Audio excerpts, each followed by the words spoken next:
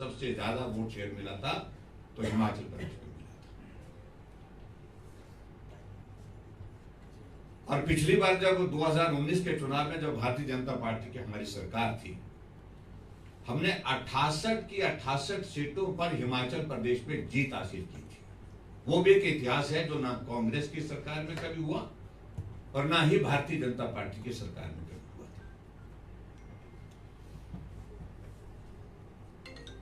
और अब की बार जहां 68 सीटों में अगर हम बात करें तो कांग्रेस हिमाचल प्रदेश में 61 सीटों पर चुनाव हारी है।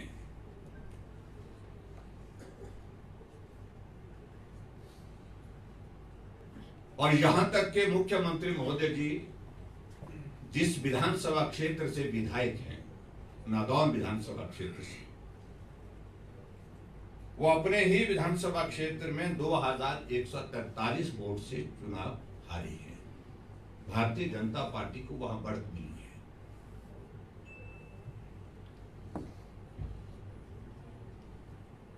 और उसी प्रकार से अगर मैं बात कहूं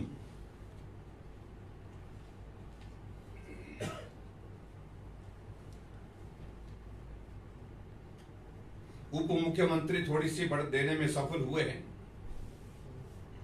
अगर हम मंत्रियों का अगर हम जिक्र करें तो मंत्रियों में अधिकांश मंत्री जो है इनके चुनाव अपने अपने विधानसभा क्षेत्र में हारे हैं। लोकसभा के चुनाव में 8 मंत्री जो 10 कुल मिलाकर के 10 मंत्री जो है वो चुनाव हारे हैं।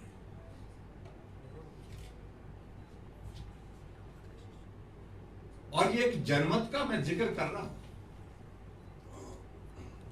जो पूरे प्रदेश भर में आप ढिंढोरा पीटे जा रहे हैं अपने बहुमत का, अपने लोकप्रियता का।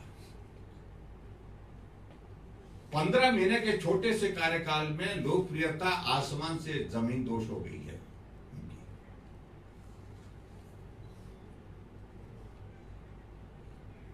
हिमाचल प्रदेश में जहां 6 उपचुनाव थे, 6 उपचुनाव में से हम 2 जगह जीतने में सफल हुए हैं, बड़सर और धर्मशाला में। और शायद कांग्रेस पार्टी इसी का आनंद ले रही है। मैं देख रहा था कि जश्न मनाया जा रहा था कि सरकार बच गई।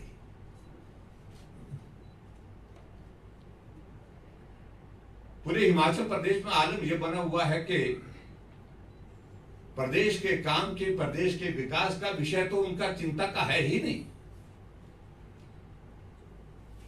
उनका चिंता का विषय सिर्फ अगर है तो वो सिर्फ एक ही है, वो है सरकार कैसे बचाई जा सके और सुखू जी के लिए कुर्सी कैसे बचाई जा सके। पूरी ताकत इसी पर लगी है।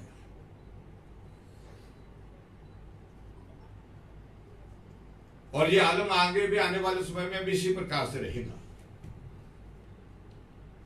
बहुत विचित्र परिस्थिति थी जब 6 उपचुनाव हुए, लेकिन उसके बाद 3 निर्दलीय विधायकों ने अपने त्याग पत्र देख के रखे, लेकिन त्याग पत्र जो है वो स्वीकार नहीं किए गए। अगर स्वीकार किए होते तो चुनाव एक साथ होता। और कांग्रेस पार्टी को यह लग रहा था कि एक साथ चुनाव होगा तो सरकार चले जाएगी, और इसलिए चुनाव उनका त्याग पत्र स्वीकार नहीं किया।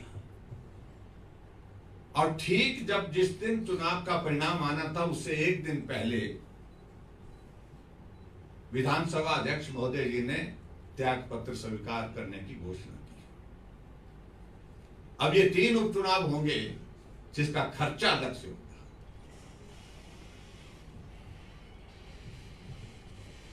और 3 उपचुनाव में खर्चा जो है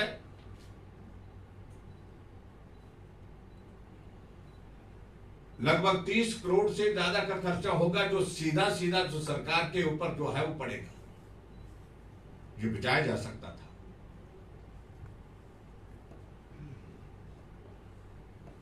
उसका दोषी कौन है? जानबूझ करके सरकार बचाने के लिए, सरकार के लिए इस प्रकार से ये फैसला लिया गया कि ये चुनाव एक साथ नहीं होने चाहिए। चुनाव आज हो चक्कर हो, परिणाम मुझे लगता है कि बहुत प्रभावित नहीं होगा, परिणाम आएगा और सरकार फिर संकट में रहेगी। अभी टेक्निकल ग्राउंड पर सरकार चल रही है और जहां जनता का जो जनादेश है वो सरकार के खिलाफ आ गया है।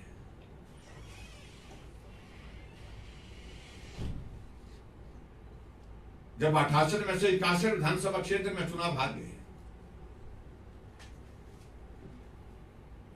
और इसलिए नैतिकता तो यह बनती है कि मुख्यमंत्री को, इससे पहले मुझे लगता है कि शायद कांग्रेस पार्टी के हाईकमान भी संज्ञान लेगी, मुझे मालूम नहीं लेगी या नहीं लेगी क्या है, लेकिन बातें तो सुनने को आ रही, संज्ञान ले रही है।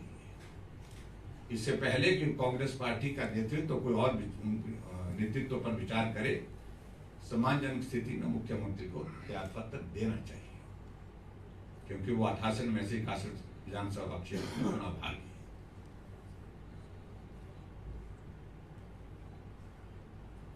और सबसे बड़ी बात तो यह है कि अपने विधानसभा क्षेत्र में चुनाव हार गए।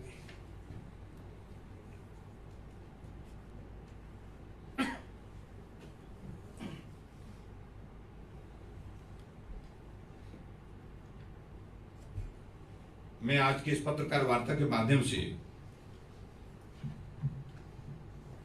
यह मैं जरूर कहना चाहूंगा, जिस तरह से चुनाव को प्रभावित करने के लिए हथकंडे अपनाए गए, मैं समझता हूं वो बहुत ही दुर्भाग्यपूर्ण है।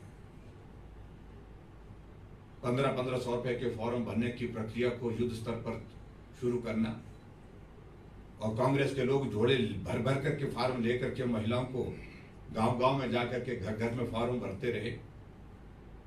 अगर फॉर्म भर ही दिए हैं तो ये 1500 रुपए कब से दिए जाएंगे, इस बात को भी स्पष्ट करे सरकार।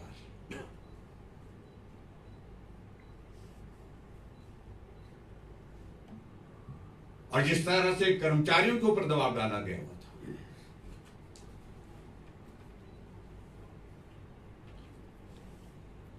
और जिसके चलते मैं इस बात को लेकर के मैं कोई टिप्पणी करना नहीं चाहता हूं, लेकिन पूरे चुनाव को कर्मचारियों के ऊपर इस तरह से दबाव डाल करके प्रभावित करने का प्रयत्न हुआ है, लेकिन फिर भी उसके बावजूद परिणाम आपके सामने आया है।